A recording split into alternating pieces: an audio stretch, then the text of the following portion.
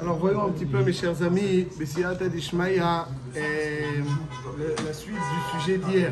Hier, nous avons entamé le sujet suivant. Une femme qui a divorcé, peut-elle, donc elle était enceinte au moment de son divorce, et maintenant elle souhaite se remarier avant d'avoir passé 3 mois. Avant de passer 24 mois, pardon, excusez-moi. Avant de passer 24 mois. Est-ce qu'on va considérer que, étant donné qu'elle est divorcée et qu'il y a le père est là, donc il va pouvoir se soucier de son fils, et donc elle pourrait se remarier immédiatement, ou non? On a vu qu'il y a une halakha que Meneket, Isha Shemet Ba'ala, Meneket Shemet Ba'ala, c'est-à-dire une femme qui allait, dont le mari est mort, elle ne peut pas se marier avant 24 mois. Donc ici aussi, on pourrait dire que la Groucha, puisque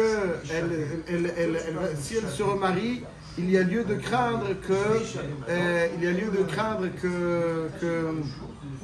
vu qu'elle se remarie, il y a lieu de craindre que le nouveau mari ne va pas s'occuper correctement de l'enfant, et si il s'occupe pas correctement de l'enfant, à ce bébé-là, on peut craindre donc pour la vie de cet enfant. Ça c'est donc la Sheila. Est-ce que dans Groucha aussi il y a ce din ou seulement dans Almana? C'est-à-dire dans Almana il y a marqué le forage dans la Gemara. C'est deux cas distincts. Groucha c'est pas marqué. Est-ce qu'on va assimiler le cas de Groucha? La différence, la Svara d'Ed Mechalek, car c'est d'Avka Almana qui n'a pas de mari. Donc il y a pas le père n'est plus en vie. Donc si le père n'est plus en vie, là-dessus il y a un chashash que si elle se remarie et qu'elle tombe enceinte, il y a un danger pour le bébé. Il y a un danger pour le bébé. Mais quand il s'agit d'un divorce, donc si elle tombe enceinte, il y a le père. Le père, il ne vient pas, il ne voit pas son fils. D'accord, quand c'est abandonné, c'est abandonné. Mais imaginons que c'est un cas normal, il y a le père. Est-ce que Bekei Gavna aussi, elle a le droit de se marier ou pas? C'est une grande marloquette dans les Rishonim, à l'époque des Baalei Atosafot, à l'époque des Rishonim. Et l'un des premiers qui a traité ce sujet, c'est celui qu'on appelle Rabbeinu Shimshon Hazaken. Rabbeinu Shimshon Hazaken, c'est un des grands Baalei Atosafot, auteur du Tosfot Shantz. Il habitait la ville en France qui s'appelle Shantz. Sens.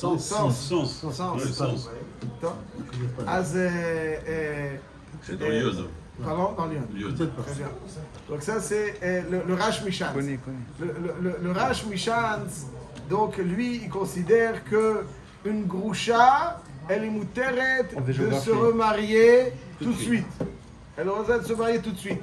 Groucha qui est en train d'allaiter, elle a le droit de se remarier tout de suite. Tosfot le rapporte dans plusieurs endroits dans le Chasse, dont le Daf Samech Amoudbet de Masechet Ktuvot, Rabbeinu Shimshon Hazaken Omer, des Groucha Muteret Linase.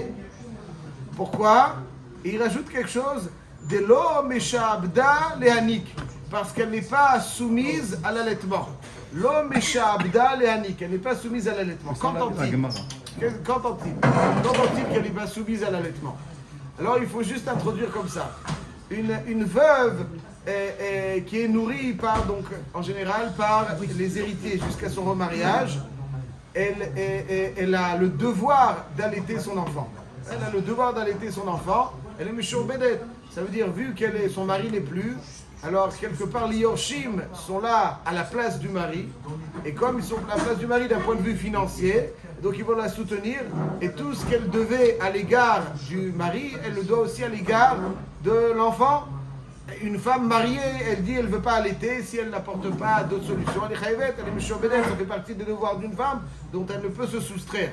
Une almana aussi, comme elle est nourrie par les yetomim en général, la plupart des fois, donc Memeila, elle est meshoubedet, elle a le devoir de nourrir.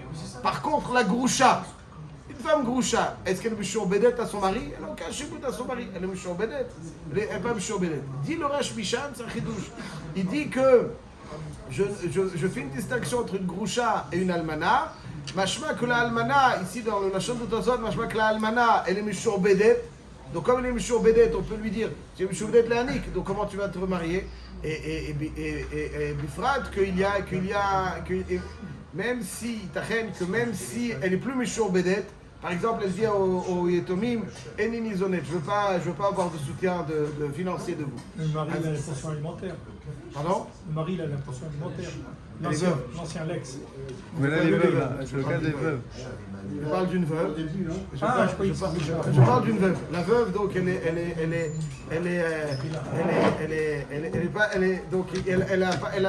si elle n'a pas la pension des héritiers, il n'y a pas de père. Donc, Mishum Sikun. Avala, la Groucha dit, il y a un Sikun pour le Vlad. La Groucha, il n'y a aucun des deux. Premièrement, il y a le père.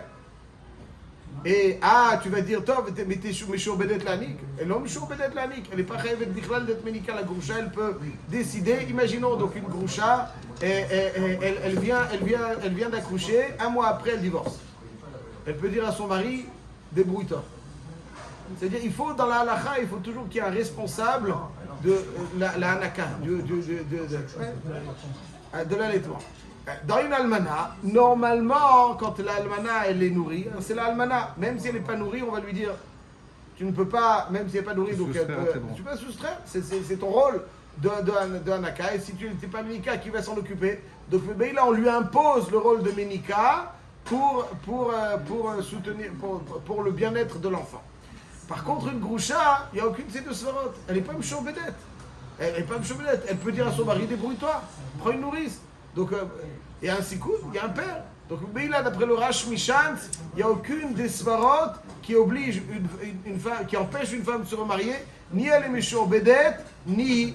Il faut bien faire attention. Parce qu'en réalité, dans la Gemara, on va juste faire une petite chazara de Daf Nuntet Amud Bet. Marqué dans la Gemara, et c'est l'ifsek dans le Shulchan Aruch, on va essayer de le lire. Ma'adin, il dit comme ça. Ma'adin, une femme, voilà, Nidgarsha, Eno Kofa. S'il y a un divorce, la femme, elle peut dire à son mari, débrouille-toi. Débrouille-toi. Elle ne veut plus allaiter son enfant. Elle peut dire à son mari, débrouille-toi. Une almana, elle peut pas. À qui va dire débrouille-toi? Donc elle est chayavet. Donc si tu es chayavet, tu dois être médicota. Et il y a qui d'autre qui va s'occuper? Donc tu ne peux pas te marier. La groucha, elle a un chayri ou la patrie, elle dit à son mari, débrouille-toi. Donc si elle dit à son mari, débrouille-toi, ben, qu'est-ce qui l'empêcherait de se remarier? Elle peut lui dire, débrouille-toi. Mais là, il y a quelque chose de très intéressant à constater. C'est parce qu'il y a marqué dans la Gemara, Dafnun Tet Amud Bet, dans le Maseret Ktuvot, il y a marqué, Imaya Makira, si l'enfant s'est habitué à sa maman. Ça veut dire qu'il y a un âge où l'enfant, il sent sa maman, il la voit, il y a une affinité qui s'est créée et il n'accepte plus de téter d'une autre dame. Moshe Rabbeinu. Moshe Rabbeinu, c'est la kedusha shebo. אבל על כל פנים, il y a des, il connaît sa maman, il a son odeur. Il a le goût de son lait, il a certaines choses. Il y a marqué dans la Gemara que c'est la halakha, Imaya Mekira, Noten la Schara, Vekofa, Umenikato, Mipne Asakana. Donc on voit que, comme il aura tendance, c'est-à-dire même dans un divorce normal, le din est que le mari peut obliger son épouse au bout de 3 mois. Donc disons qu'au bout de 3-4 mois, l'enfant connaît sa maman. Là, le din est qu'il peut obliger la maman à, même s'il y a un divorce, il peut l'obliger. Pourquoi? Parce qu'il y a une sakana. Donc maintenant, faisons bien attention. Qu'est-ce que nous dit le Rash? Le Rash, il nous dit, même s'il y a un divorce, elle n'est pas obligée elle n'est pas meshurbedet. La chose du de la mishtav d'aleanik. Elle n'est pas meshurbedet. Une almana vadaï qu'elle est meshurbedet. Parce qu'elle prend une pension. Et comme on a dit, même si elle ne prend pas de pension, il n'y a personne d'autre. Bon. Mais la groucha, mashma du Rash, que la raison pour laquelle elle peut, parce qu'elle n'est pas meshurbedet, et il y a aussi le père. C'est-à-dire qu'elle n'est pas meshurbedet. Il y a marqué Meforash ici, dans la Gemara, qu'il peut, elle n'est pas meshurbedet, elle n'est pas chayavet. Kofa ou benikato. C'est quoi le pshat dans le Rash? Ad kelikach, il y a certains poskim qui voulaient dire que tout ce que le Rash, il permet, c'est uniquement avant chez Makira. Après, chez Makira, elle ne peut pas se marier. Mais je vais être très court, les maasé, le rang des poskim ne disent pas comme ça dans le Rash. Le Rash me voir que, inachinami, même s'il la connaît, même si Kofé ou Menikato, c'est pas Midin Shiaboud. C'est pas Midin Shiaboud. C'est-à-dire Kofé parce qu'il y a un sikoun. Il y a un sikoun, donc il peut être Kofé. Mais ce sikoun ne peut pas être seulement quand il y a le père. Parce qu'il y a le père, ne peut pas être un argument de l'empêcher de se remarier. Parce que exactement comme quelqu'un qui est marié, on ne lui interdit pas d'aller avec son épouse. Parce que si elle est ensemble, le père il va s'en occuper. Là-dessus aussi, le père il va s'en occuper. Donc quand il dit l'homme Abda, ça veut dire que, étant donné qu'elle n'est pas Mishobedet, même dans un cas où il y a une kfiya, mais c'est pas Midin Shiaboud, et on l'oblige, parce qu'il y a un sikoun, mais c'est pas Midin Shiaboud. Alors elle peut dire, parce que, elle peut dire, même si tu m'obliges, cette obligation que tu m'imposes n'est pas, si tout se passe bien, je le fais. Mais ça ne peut pas me restreindre et m'empêcher de me marier. Ça peut m'empêcher. Ah, pourquoi? Parce que s'il y a, ce chiyuv kfiya, c'est un lechatchila. Mais ça ne peut pas l'empêcher de se marier. Donc, Mebeila, si elle souhaite se marier, elle est en mesure de se marier, même s'il y a une kfir. Et qu'est-ce qu'elle gagne, le bébé, entre guillemets? Le bébé, il gagne rien. Il gagne juste d'avoir une maman mariée, peut-être plus en forme. Mais la sakana. La sakana, là-dessus, il te dit le rage, que c'est vrai. S'il y a un mari qui est là, il pourra le remplacer avec d'autres ingrédients, avec du lait, avec des œufs, etc. Donc c'est-à-dire que s'il y avait un chiaboud, alors tu ne peux pas discuter avec le chiaboud. C'est un chiaboud, tu es obligé, on te pose pas. Donc c'est-à-dire que tu dois tout faire en sorte. C'est-à-dire s'il y a un chiaboud, le chiaboud, il t'oblige à prendre toutes les précautions pour ne pas. C'est-à-dire, tiens le chiaboud, donc on ne te pose pas de questions. C'est-à-dire, le chiaboud, il t'impose de prendre toutes les précautions pour ne pas. Mais quand il n'y a pas de chiaboud, c'est ça le contexte qui fait qu'elle a l'obligation. Ce contexte ne peut pas jouer en sa défaveur à tel point qu'elle l'empêche de se marier tant qu'il n'y a pas un sikoun gamour. Contrairement à une almana qui, d'après ce qu'on dit, que même s'il y a qui est-ce qui va le faire? Donc là, on l'empêche. Mais dans la groucha, si elle avait eu un shiaboud, alors le shiaboud, il l'empêche. Mais comme il n'y a pas de shiaboud, Azmimeila, elle peut le faire. Maintenant, ça, c'est la sera du Rash. Tosfot, ils se rolkim sur le Rash. Tosfot, il pense que même une groucha, donc dont l'enfant, et là c'est important, c'est une katsé à la katsé, d'un extrême à l'autre. C'est-à-dire, d'après le Tosfot, même si l'enfant ne connaît pas sa maman et qu'on pourrait trouver éventuellement une autre nourrice plus facilement, quand même, elle ne peut pas se marier. Pourquoi? Parce que d'après Tosfot, on cherche à favoriser donc l'enfant, même si en fait c'est quelque part la marloquette, elle est dans les degrés de sikounim. D'après Tosfot, on va l'empêcher de se remarier parce que le mariage risquerait de l'amener à le sevrer. Et donc d'où on cherche, pour le bien de l'enfant, à empêcher la maman. Même si finalement elle peut le donner à quelqu'un d'autre. Le mieux c'est sa maman. Et comme le mieux c'est sa maman, Azmemeila, si on l'empêche de se remarier, on va l'obliger à continuer à l'allaiter, on va l'obliger, on va le mettre dans un contexte où elle va choisir de l'allaiter, donc ça c'est le mieux. Donc là nous avons, pour dire les choses très simplement, une marloquette mina katsé à la katsé, une femme divorcée. Et d'après Tosfot, même s'il y a d'autres solutions, allez, une groucha, on ne peut pas l'obliger. Elle peut dire à son mari, elle a divorcé, par exemple, au bout de 1 mois. Le gosse, il ne la connaît pas encore, il est trop petit. Elle dit à son mari, tu sais quoi? Tu t'occupes. Voilà. Tu t'occupes.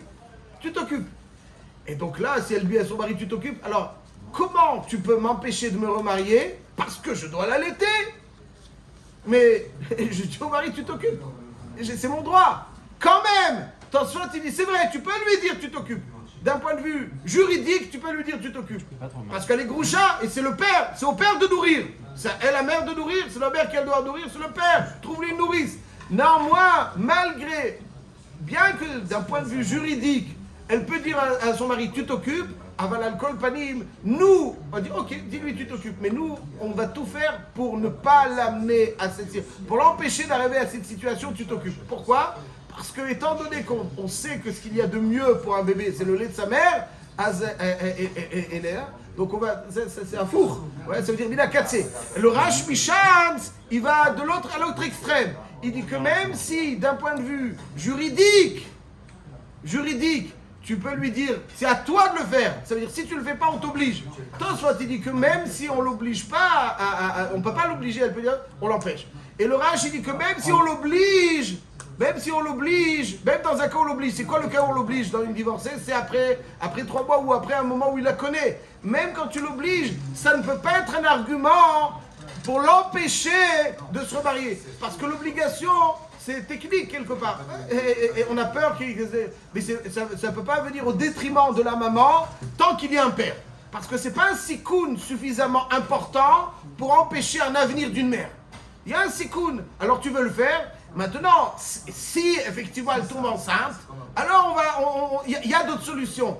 Donc c'est-à-dire que le Rash Mishantz, il met plus en avant l'avenir de la maman en disant c'est vrai que normalement on va t'obliger, mais tu vas le faire. Mais c'est pas pour autant qu'on va t'empêcher de te remarier parce qu'il y a un plan B.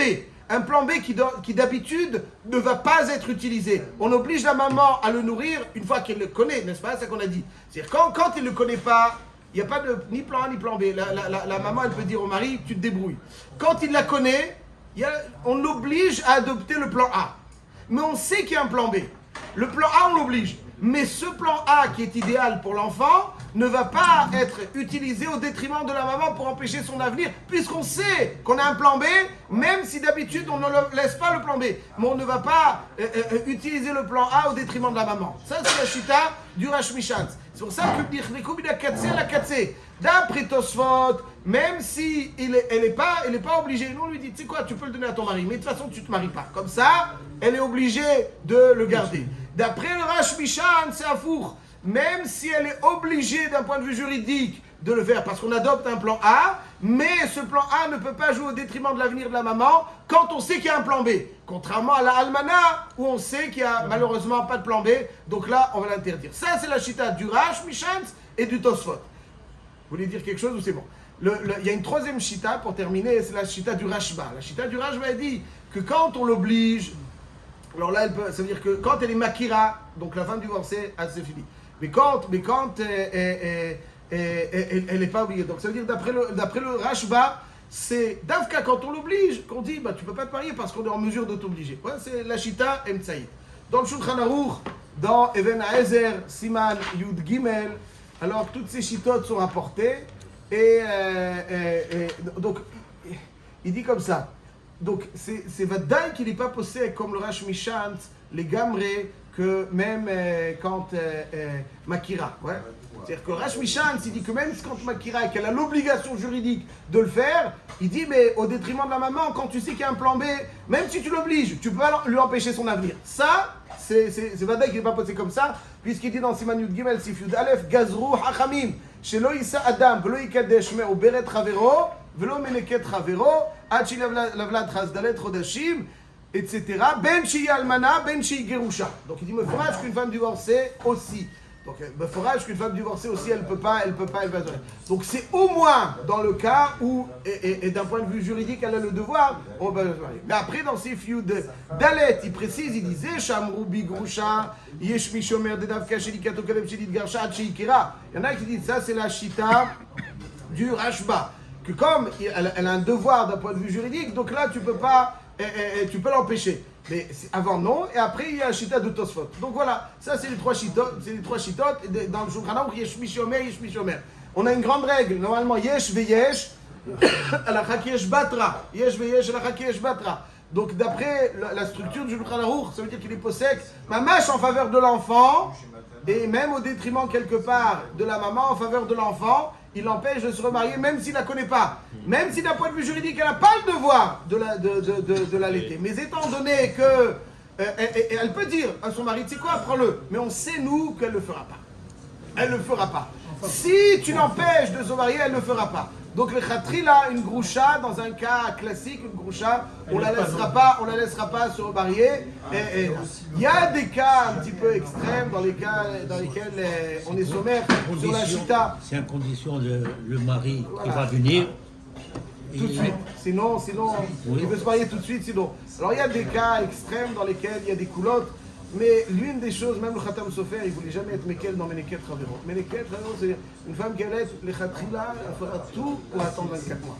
Elle fera tout pour 24 mois, pour la sérénité de l'enfant. Et comme la Chita de Tosfot, c'est-à-dire que même comme un point de vue juridique, elle est pas chayevet de l'allaiter, mais on considère que si on lui interdit de se marier, elle l'allaitera. Donc on va lui interdire de se marier pour la contraindre. Ça, c'est les Khatrila, tout le monde qu'on fera. Après, il y a des cas exceptionnels, comme des enfants qui restent en mariage, dont le père, etc. Ça, c'est quelque chose. Mais normalement, on est posé comme Tosfot. Si la femme, elle arrête de l'allaiter, parce que... Non, mais il n'y a pas...